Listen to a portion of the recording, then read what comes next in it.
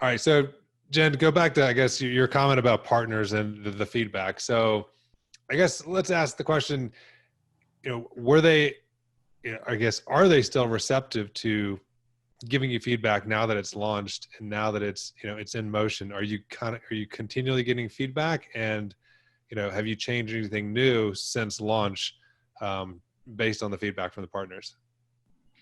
Yeah, that is a great question. Again, it's just don't listen once, continue to listen. And that's a novel idea.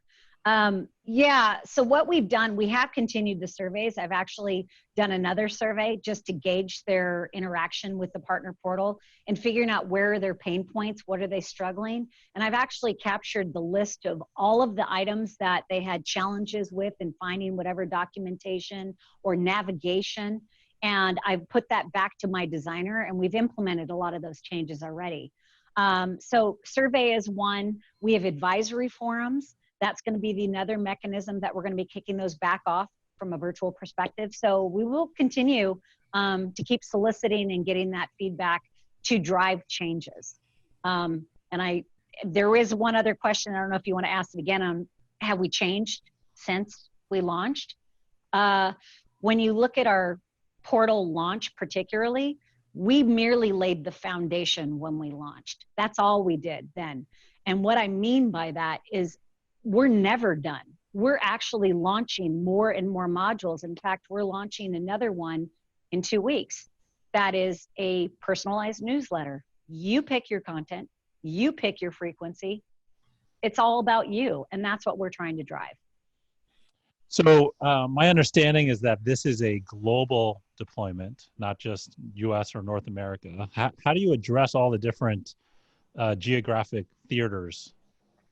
Yeah, that is, I will admit, full transparency, it was a challenge out of the gate because that's something that I would advise people to when you're doing something like this. You really should have a localization budget, because you need to address to the different languages, particularly from a UI perspective for your platform.